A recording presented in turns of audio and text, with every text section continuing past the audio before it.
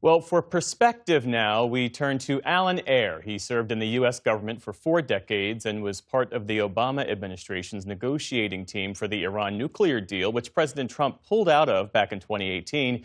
He's now at the Middle East Institute. And Maleki was born and raised in Iran. Until last year, he was Associate Director for Sanction Targeting with a focus on Iran in the U.S. Treasury Department. He's now a Senior Fellow at the Foundation for the Defense of Democracy. Thank you both for being here. Alan, we'll start with you. I think it might be helpful for our viewers to sort of reset the table. Help us understand what exactly has been agreed to and by whom. Well, I think what's been agreed to is ceasefire for 2 weeks. And on the one hand, U.S. and Israel have to obey. On the other hand, Iran. It's not clear whether this extends to Israel stopping attacks in Lebanon, which is one of the 10 points that Israel had in its proposal. Unclear. But to me, the key unknown variable is how much does Iran let loose of its chokehold on the Strait of Hormuz, which has become the single most important piece of strategic leverage it has. I'm frankly surprised that they agreed to this ceasefire. And 2 weeks from now, we'll see whether they're willing to relinquish it in perpetuity, which I would be surprised at. How realistic is this in the short term, do you think, Iran reopening the strait?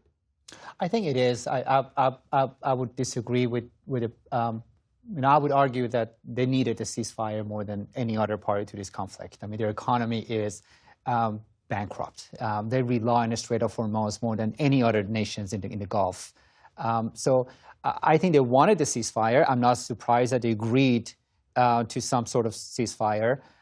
We don't know what those 10 points are. We've seen some reports that some of those 10 points are things that I don't think the U.S. government is going to agree to, such as sanctions relief or some kind of a provision of financial kind of incentives to Iran for the flow of commerce through the Strait of Hormuz. It could be some watered down version of the 10 points. It could be a new set of 10 points that Iran proposed. So we have to wait and see what those 10 points are. But at this point, again, I think the Iranian regime is coming out of this in a lose-lose kind of situation. They accept the ceasefire. They have to accept the reality of the domestic pressure, a broken economy, and a political situation that is very dire. They've lost their top layers of leadership, and it's unclear if they can actually communicate between different provinces with different parts of government.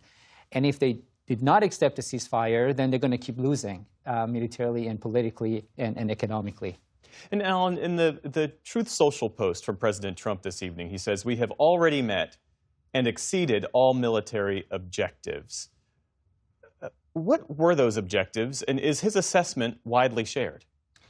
Before I answer that, I'd like to point out one thing, and I could be wrong, but Iran's ships were still going through the Strait of Hormuz, so they were still making money. They were controlling the flow of traffic, but not stopping all of it. So economically, they weren't suffering that much. They were, in fact, making more. And your question was? When the president says we have already met and exceeded our military objectives. He has. I mean, Israel and the U.S. have both said repeatedly, our goal was to deny Iran the ability to project power past its borders. They've done that. They've taken out the Navy. They've taken out the Air Force. They've hurt much of Iran's defense industrial base, destroyed many of the petrochemical plants that made precursors essential for rocket fuel, missile fuel, taken out the nuclear centers. But what they didn't do, the unintended consequence is they allowed Iran to discover a new strategic lever, and that's control of the strait. So in many ways, control of the strait has supplanted the latent threat of Iran going nuclear in terms of a possible future strategic deterrent. And the military might in and of itself isn't enough leverage to ensure that the strait stays open? Who's about the Western military might? Yes. No, it's not, because it takes relatively little to close the straits. All you have to do is spook the insurance market, and that's, a fast attack craft and a guy holding an RPG, right? It doesn't take a massive navy to threaten the Strait of Hormuz to hit a ship. So that's the problem. All it takes is a couple of drones, which are cheap to make. Iran has lots of them. Or even worse, as I said, someone in a fast attack craft, and you've so cowed the international insurance markets that they're not going to provide insurance, without which ships won't go through the strait. Mia, do you see a framework here for a lasting peace, something more durable? I don't think you can see that with this regime. And just kind of responding very quickly to your point, there's some limited number of tankers, Iranian tankers, that move through the Strait of Hormuz. But the fact is, Iranian regime cannot repatriate any of this revenue that it generates from oil. It's unclear if the oil that moves outside the Strait of Hormuz is actually being picked up by buyers. There's now Venezuela oil in the market. There's more Russian oil that is now available to some of the buyers, given some of the relief that was provided recently.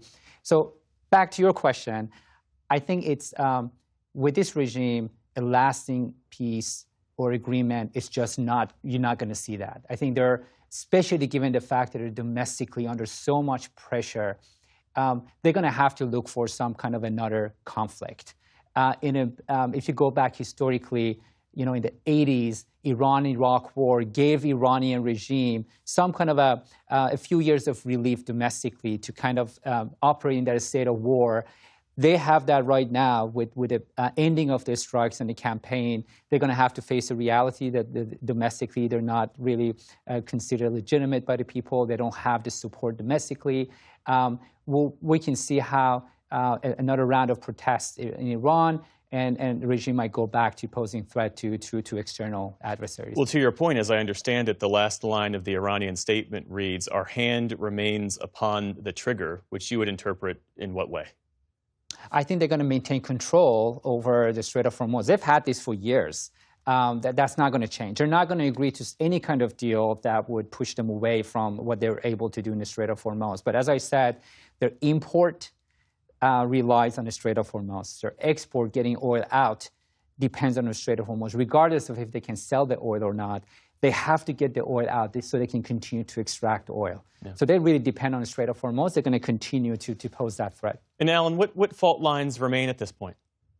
Well, the fact that both sides' minimal demands of the other are so far apart that it will take serious and sustained negotiations for any sort of chance of a solution. And this is not something the U.S. has really done, this administration, before.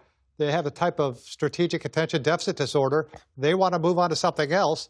So I just hope that they dedicate the people, the expertise, and the time.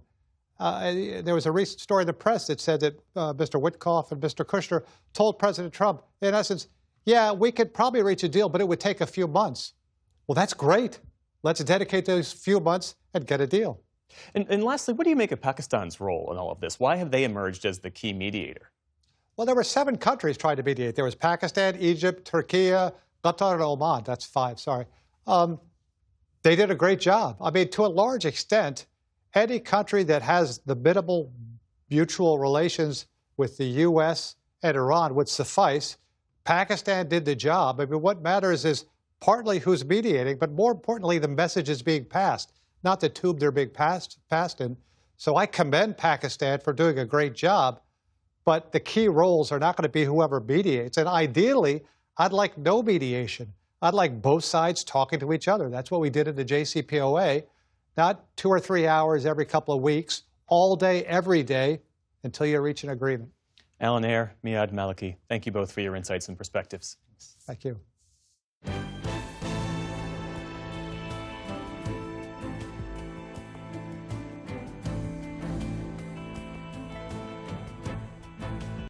Support journalism you trust. Support PBS News. Donate now, or even better, start a monthly contribution today.